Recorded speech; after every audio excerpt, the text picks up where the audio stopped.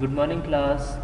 आज computer application के lecture में हम पढ़ेंगे कंप्यूटर की टाइप्स, मेमोरी की टाइप्स और रैंडम एक्सेस मेमोरी मतलब रैम और उसकी टाइप्स, रोम और उसकी टाइप्स के बारे में पढ़ेंगे। और उसके बाद फिर बाइनरी से डिजिटल और डिजिटल से बाइनरी नंबर्स की कन्वर्जन देखेंगे कैसे होती है। तो पहले देखते हैं कि सीपीयू की टाइप्स। तो सीपीयू की बेसिकली दो टाइप्स हैं, ठीक है।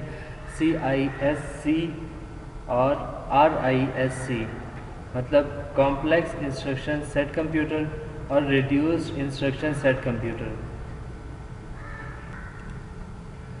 अब कॉम्प्लेक्स इंस्ट्रक्शन सेट कंप्यूटर क्या होता है कि आपको पता है कि जब भी काम कोई हम इसको कंप्यूटर को कहते हैं, कोई भी इंस्ट्रक्शन का करने को कहते हैं, कोई भी काम कॉपी पेस्ट या फिर किसी भी तरह का फंक्शन परफॉर्म करने को कहते हैं, तो ये एक इंस्ट्रक्शन होती है, ठीक है।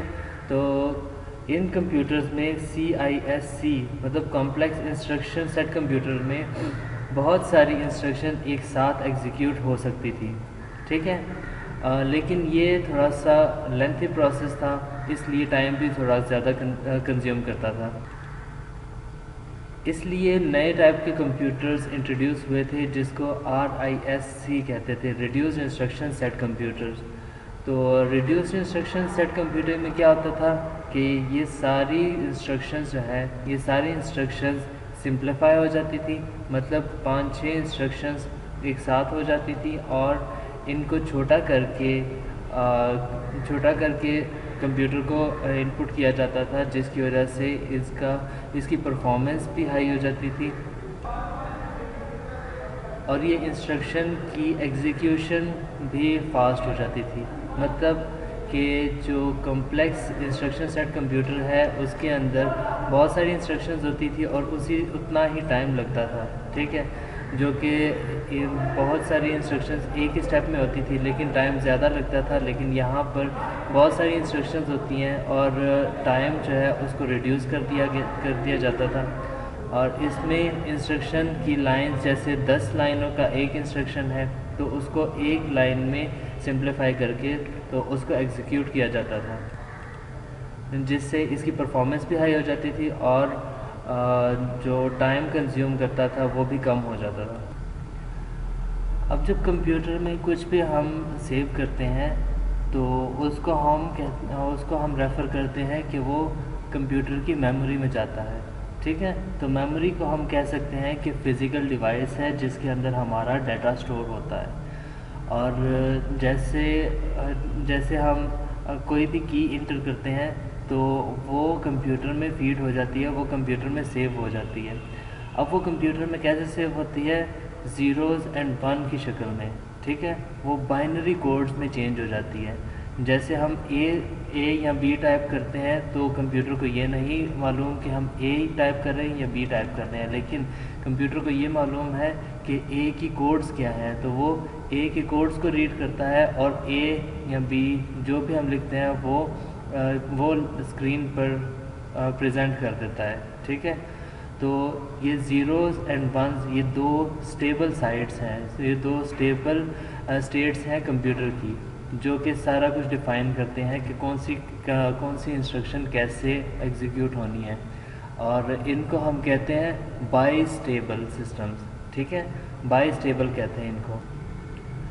अब जो भी हम इंस्ट्रक्शन करते हैं उनका कुछ ना कुछ वज़न होता है, तो वो वज़न हम बाइट में या बिट में कहते हैं, बिट में प्रेजेंट करते हैं, ठीक है। एक बाइट जो है वो 8 बिट का होता है। अब पढ़ते हैं कि मेमोरी की टाइप्स कौन कौन सी हैं। मेमोरी की टाइप्स में आता है रैंडम एक्सेस मेमोरी, ठीक है। रैंडम एक्सेस मेमोरी क्या होता है कि ये हमारे पास टेम्पररी मेमोरी होती है जिसके अंदर कोई भी इंस्ट्रक्शन, कोई भी काम टेम्पररी स्टोर होता है, ठीक है। अब ये रैंडम एक्सेस मेमोरी इसलिए होता है क्योंकि यहाँ पर कोई भी इंस्ट्रक्शन हम देते हैं तो वो रैंडमली एक्सेस होती है, वो अपने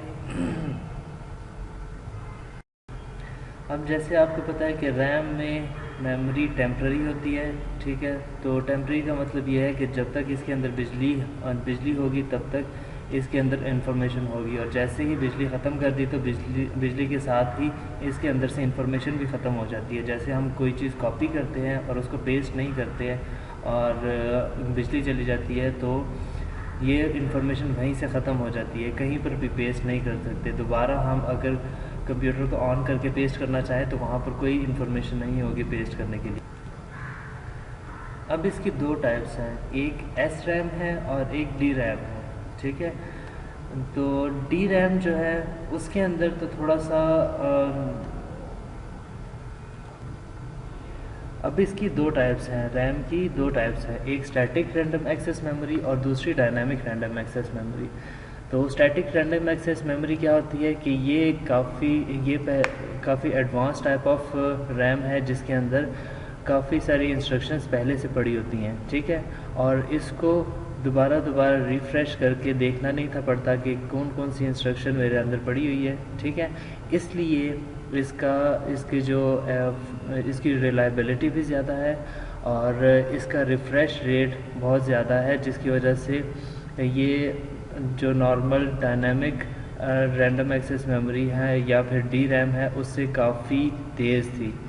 बरक्स इसके कि डायनामिक रैंडम एक्सेस मेमोरी क्या था कि वो बहुत स्लो थी, क्योंकि इसको बार बार रिफ़्रेश करके देखना पड़ता था कि इसके अंदर कौन कौन सी इंफॉर्मेशन पड़ी है, ठीक है, और कहाँ कहाँ पे पड़ी हुई है। तो इसलिए इसको हम काफ़ी स्लो कंसीडर करते थे। उसके बाद आती है रोम, मतलब रोम रीड ओनली मेमोरी, जिसका मतलब ये है कि इसके ऊपर से हम सिर्फ रीड कर सकते हैं, राइट नहीं कर सकते। रैंडम एक्सेस मेमोरी में था कि हम उसके ऊपर राइट भी कर सकते थे, रीड भी कर सकते थे, मतलब उसको इंस्ट्रक्शन दे के और उससे जो फीडबैक थे वो भी ले सकते थे। लेकिन रोम में सिर्फ हम इसको मॉडिफाई नहीं कर सकते, इसमें से सिर्फ रीड कर सकते हैं चीज़ें।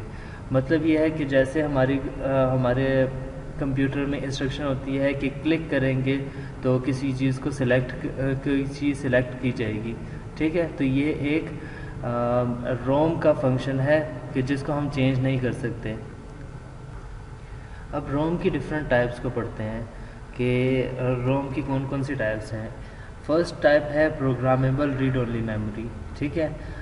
ये ऐसी प्रोग्रामेबल मेमोरी है जिसके ऊपर परमानेंटली स्टोर हो जाता है प्रोग्राम, ठीक है। इवन अगर हम इसको बंद करके ऑन भी करें कंप्यूटर को तब भी इसके ऊपर ही रहता है। उसके बाद आती है erasable programmable read only memory.